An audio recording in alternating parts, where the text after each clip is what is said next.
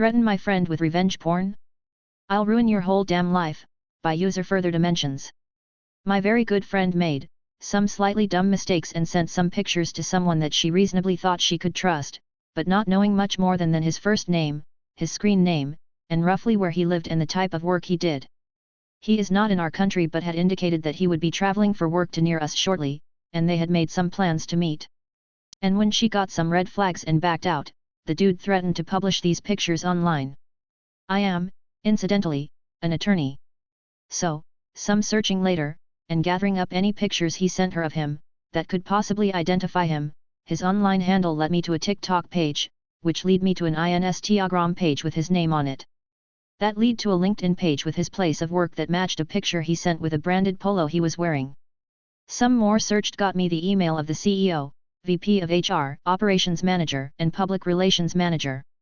I just fired off an email on behalf of my client of the screenshots of him threatening revenge porn, snippets of the conversation showing that username while he sent that exact picture of him wearing his company's branded apparel, links to how I know it's him, along with pictures he sent her of his motorcycle with the license plate showing, as further proof it is him.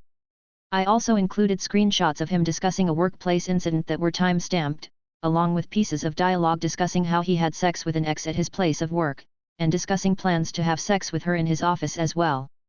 I also included a picture he sent her showing his work laptop with his entire Outlook calendar, along with proprietary information, which he sent to prove he was busy, along with other pictures he took of his workplace with non-consenting employees. I further informed his employer that I will be forwarding all this information to them, law enforcement, and since he had indicated that he would be traveling to the United States soon, will also forward this to the local office of the Federal Bureau of Investigation as, since my client is a U.S. citizen on U.S. soil, these threats constituted a federal crime. So that should they continue with his employment, and continue with their plans to send him to the United States for work, I will ensure, on behalf of my client, that federal law enforcement is waiting for him on arrival. Which I will do, as one of the assistant U.S. attorneys for this region is a law school buddy of mine. Since I have his license plate number, I know where he lives, and will be contacting his local authorities tomorrow. You dumb motherfucker, thinking you were hiding around anonymity, thinking you could threaten my friend?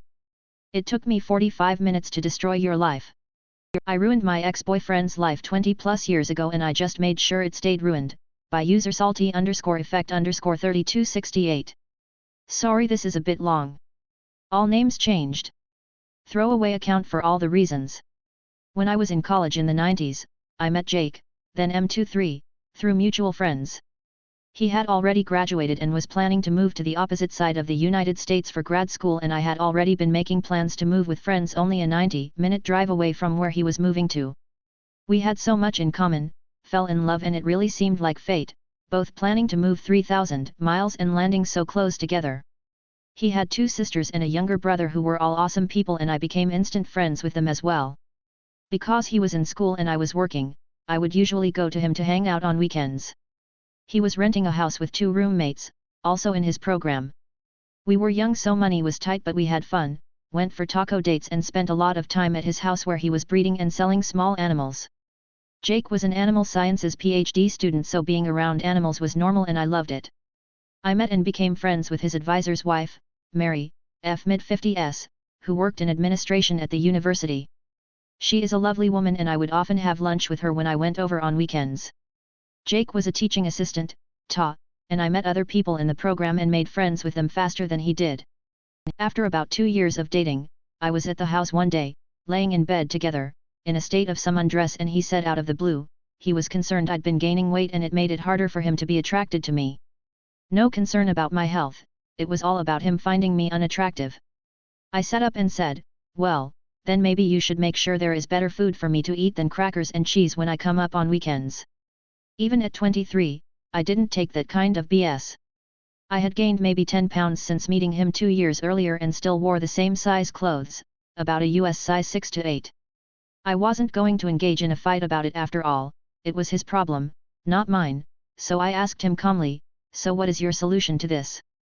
He stared at me blankly and said, well, I guess that you should try to lose weight, and I said, nah, I'm not going to do that, so what are you going to do about it? He said, well, I guess nothing, I wanted to let you know how I feel, and I said, cool, thank you, put my clothes back on, went to sleep and drove home the next day as usual. We keep dating and about 3 months later he called me and said he wanted to break up after close to 3 years. The reason, and I quote, "You don't know enough about science." He felt like he couldn't have a conversation with me about his work where he didn't have to use common names for animals instead of scientific ones. I said, "Well, that's bullshit, what's the real reason?" He said it was the real reason. He came to see me a month later to return something of mine and I confronted him, demanding the real reason. He finally admitted he had been seeing one of his undergrad students, let's call her Meg, a 19-year-old. He was then 26 and her teacher. I screamed at him to leave. My roommate threatened to throw him off our second-floor balcony if he didn't go, and he left. It hit me all at once after he walked out and I went from rage to stunned laughter. I'd met Meg a few times and at one point, she was at his house for a barbecue and spilled something all over her pants. Jake asked me if I could loan her some sweats. I couldn't because I was a size 8 and she was a size 18. Nothing wrong with that, at all, but the point is, I realized he made those comments about my weight to try and get me to break up with him because he was a coward. He clearly liked a big gal. Although, when he'd said those things to me about my weight it was 1 a.m., I lived about 95 miles away and we had just had sex, so I don't know how he thought this would go. Even in hindsight, it perplexes me. Did he think I was going to break up with him and storm off into the night and drive for an hour and a half? Anyway, I emailed his roommates. It was the early 2000s, it's how you communicated anything you didn't want to say on the phone. I wanted to let them know we'd broken up and that they were always lovely to me and thanked them for being friends. They both admitted they knew about Meg and were the ones to demand that Jake tell me or they would. That's when he broke up with me with the lame, "You don't understand science" excuse. One of his roommate, a super nice, super cute guy named George, offered to help me get a few things still at their house that he had collected for me away from around the house. He suggested I come up for the weekend, we go out and drink and have a good time, all the things Jake didn't want to waste money on, and I said sure. So I went up and George let me into the house while Jake was gone. I took photos of all of his animals because while I might not be a PhD student, I paid attention and I knew he had an endangered species in his care. He wasn't breeding it. It was an unreleasable animal he had taken in from a rescue organization. There was paperwork he had to submit with a $25 fee and he refused to do it, saying he didn't want the government in his business. I took photos of that animal, all his breeding conditions, and a photo of an animal not allowed in the state which was in a tank, right next to a window and visible from outside. I then went out for a night on the town with George. We stumbled in early, around midnight, so Jake and Meg, who were watching TV, would see me in a short dress, drunk, and George practically carrying me. I spent the night in George's room. He was a total gentleman but made sure to leave the room and parade past them in his boxers a few times, and we giggled and moaned loudly so they could hear us. When I went to leave the next morning, Jake said I didn't have to act like a whore in front of him as I ate a donut slowly in my rumpled dress with messy hair while George beamed at me and then planted a kiss on my head. Meg looked ashamed, not quite knowing where to look, and I said have fun with my leftovers and walked out. I wanted to think the petty, loud, hookup and a few juvenile insults was my revenge. It was not. The next day I had my photos developed, the good old days, and called the State Office of Fish and Wildlife. I reported the animals in the house, the potential overcrowding of breeding animals and the 2 animals he shouldn't legally have at all in the state, and asked them how to make a report. Turns out Jake wasn't well liked by his peers in his program, or by his roommates, but I was. George had suggested that he and their other roommate could submit complaints to the university that Ata was sleeping with one of his students and showing her favoritism. The night we were out at the bars, we made sure to tell the story to anyone who they knew. They made sure all the women in his classes knew he was sleeping with Meg. It wasn't a large program, so people knew fast he had cheated and was now dating his student. George and the other roommate made sure people knew they had put in complaints, sick of Jake's entitled BS. With my full statement made and photos sent to the state wildlife officials, I called my friend Mary, Jake's advisor's wife. She knew about the breakup and lame reason, and I let her know he admitted he was sleeping with a student. I'd been emailing with him and he admitted to it in writing, so I sent that to Mary. To say she was not happy about that was an understatement. She said she made sure it would be investigated and told her husband, Jake's direct advisor, while I was on the phone with her. Speaking of investigations, a few weeks later George called me, giddy, to say state fish and wildlife officials were there, confiscating animals. He told them he would be happy to tell them whatever they needed to know. Meg was there when it happened and told the officials as far as she knew, all the animals belonged to her boyfriend Jake and that they were all legal. That put George and the other roommate in the clear. One animal was kept in the backyard, so it was implied to Jake that a neighbor reported it. While they were there to investigate, they knew to look in the back window to see the far more problematic, illegal to have in the state under nearly any circumstances, animal. Since George was on the lease, he was able to let them in to investigate in the house. The animals were all in communal areas and the officers stayed there for a few hours and returned with a warrant to take all the animals and enter Jake's room to investigate. George and the other roommate let them into their rooms with no issues and were quickly cleared. Meg apparently couldn't get a hold of Jake and eventually drove to the university to find him. Remember, no cell phones yet. It was a good day. The only animals they left was some guppies in a fish tank. Now, PhD students need grant money to do research and a large part of animal studies funding comes from the federal government. Jake had just gotten an EPA grant right around when he broke up with me. So I called the EPA and asked how I would report that a person with a federal grant was being investigated for illegally harboring endangered animals. Long story short, he lost his EPA grant and had to make restitution on what had already been used, close to $30,000. He would never be able to get another federal grant. He avoided jail time on the state charges since all the animals were in good health but lost all his breeding animals, worth thousands of dollars, since they were collected for safekeeping during the investigation when the two illegal animals were taken. In the end, he owed a $15,000 fine and the two animals went to a nearby nature center. For years, I would stop by if I was in the area to visit them. The university revoked his scholarship and fired him from teaching for having an inappropriate relationship with a student. He somehow escaped being expelled, but it always shocked me that he never tried to hide the relationship with Meg and was so stupidly self-assured he didn't even wait the 4 weeks until she would have been done with his class to start publicly dating her. By the university rules, he would have been in the clear to date her, not being her teacher anymore, and she would just have to avoid any classes he was a TA in. It never fails to make me laugh. After a few months, I emailed his sisters and told them I missed them because Jake broke up with me after trying to call me fat and cheating on me, and I felt weird contacting them. The girls told me he told the family I broke up with him because of the distance. I forwarded them emails that Jake wrote after the breakup, talking about how he fell for Meg and he was sorry about it, but it was true. I couldn't keep up with him academically and it made him attracted to Meg. Jake managed to convince his dad to pay for 1 more year of school so he could get a master's instead of a PhD, and while I stayed in contact with his sisters and brother via email and then social media, I largely let it all go. I got even, made some friends, Mary became like an auntie to me, and I went on with life. I went on to get a master's degree myself, and my specialty? Helping scientists and doctors communicate their work to lay people.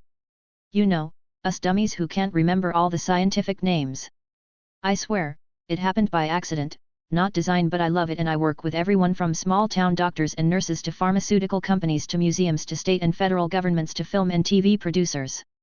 I travel a lot and speak and get to learn a lot of cool things about our planet and how things work. I knew through his siblings that Jake and Meg got married and had 2 kids. Meg dropped out of the sciences and became an accountant. Jake went back to breeding animals. Every once in a while, his sisters or brother would tell me something over for lunch or via text, but we had our own relationship that exists outside of him.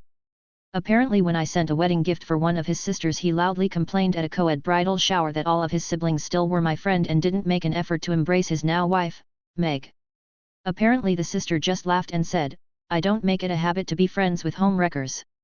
This is how Jake's parents found out how their relationship started and ours ended, 10 years after we broke up. Jake never found out I was behind reporting him to the state, and in the end, I didn't lie about a single thing, except maybe exaggerating a drunken make-out session with George, who is now a successful and tenured professor with a lovely wife and daughters. Fast forward about 20 years to a few weeks ago. I was at a university giving a lecture to a room of 250 undergrad and grad students. In the end, I was mingling with the student afterwards and I hear a voice say, "Hey OP, long time no see," and I realize it's Jake, and I didn't change the expression on my face at all. I was completely shocked and my instinct was to play dumb. So I said, "I'm sorry, help me out, have we met at another workshop or lecture?" He looked incredulous and said, "It's me Jake," and I said, "I can't place you but I would love to figure it out."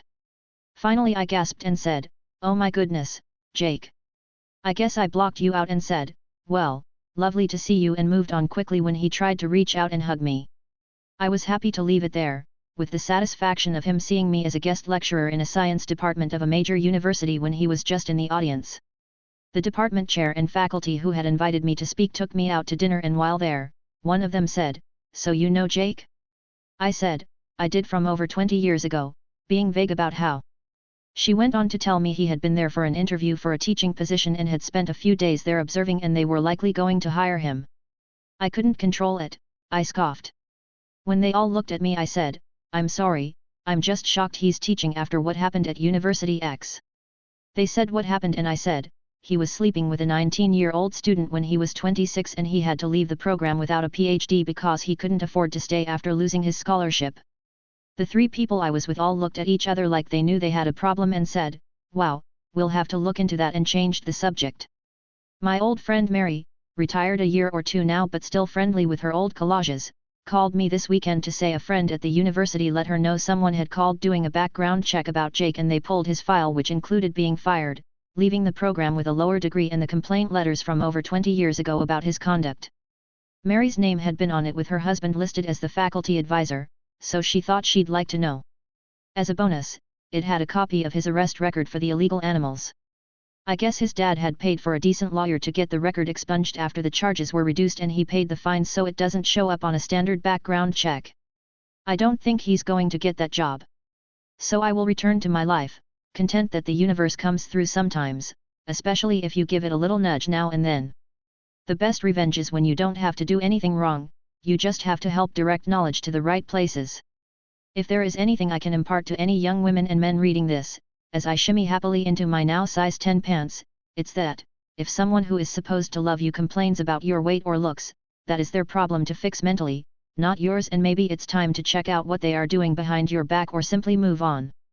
Remember though, it is their flaw, not yours. If Jake hadn't been a coward and tried to make me break up with him and just ended things with me in a mature way, I might not have found out about Meg and turned his own wickedness back on himself. Not going to pay overtime? Think again, by user J. Murphy. TLDR, don't mess with the IT guy. I was discussing this sub with a good friend, and he said, "Boy, have I got a story that'll fit." It wasn't his story, but his brother's, and I sat with him and got the details. Buckle up, it's a good one, and a long one. Let's call him Bob. Bob has been fiddling with computers since he was a kid, and knows them pretty well. As with most IT people, he's moved from job to job. The employer he worked for was a service/distribution company, and there were 2 IT employees. The company was located in Ontario, Canada. About 3 years ago, Bob's employer decided to modernize their software. They had separate programs for dispatching, for inventory, for payroll and finances, and it was complicated moving information from one program to the other. They decided to get an ERP, Enterprise Resource Planning, program, and Bob recommended one that he knew inside out from a previous employer. For those of you who don't know, an ERP program handles everything. Purchase orders, sales, inventory, personnel, vendors, customers. All of it. You can run a report and find out which customer has bought the most part ABC in the last year. Which salesman has improved his numbers the most. Which vendor has the fastest delivery time. Which shipper packed the most orders. Everyone in the company used the ERP program, but it was very complicated, and they used the aspects of it that related to their position. For example, the receiver would accept a shipment, verify the quantity, confirm it was received, and the inventory stats would be available to the salespeople if they wanted to look up how many were on hand. The receiver didn't care what the price was, or who the vendor was, he just did his job. Bob was run ragged during the implementation process, but he managed to train most of the employees on their aspects, and after a few months, everything was running fairly smoothly. Bob still got tickets for tweaks in the operation of the software, and occasional hardware IT issues. Then the company decided to expand their footprint and was marketing into different time zones. That messed things up. Atlantic Canada is 90 minutes early, so if someone sent an email or an order at 8 a.m. their time, it would arrive at 6:30 a.m. Ontario time. Pacific Canada is 3 hours late, so an email sent at 3 p.m. Vancouver time would arrive at 6 p.m. This stretched out the day, so many staff came in early and worked late. Bob would arrive at 8 a.m. and there would be people that demanded his immediate assistance, and were annoyed that he didn't respond instantly, even though their request was submitted before his start time. Same with late in the day, his phone would ring at dinner time with people that wanted help right now. They decided to stagger his and his IT colleagues' shift times. Bob would start at 6 a.m. and work till 2:30, and his colleague would start at 10:30 a.m. and work till 7 p.m. Bob's colleague had kids, and refused the shift change. The employer insisted. The colleague quit. That meant that Bob was the only person in the IT department. The employer said they would look to hire a new IT guy, but they had trouble finding one that knew the ERP system, and they were offering well under a market value salary. Bob asked for a raise and was denied. Then he wanted overtime, and the employer told him that as an IT specialist, he was exempt from overtime laws in Ontario. Bob looked it up, and the employer was correct. This went on for some time, and he knew lots of IT people socially. They told him what the company was offering, and Bob knew that they wouldn't find another tech. Things went downhill from there. Bob would get chewed out if he missed a call or an email, no matter what time it came in. He had to train new hires in the ERP system, as well as take care of the hardware. He asked repeatedly for better compensation, and was denied, so he planned to get a new job. Now here's the revenge. Bob had access to the entirety of the ERP program. When a user signed in, the time was logged, and even if they didn't sign out, after 15 minutes it would log them out anyway. Everyone in the company was on salary, and many of them came in early and stayed late.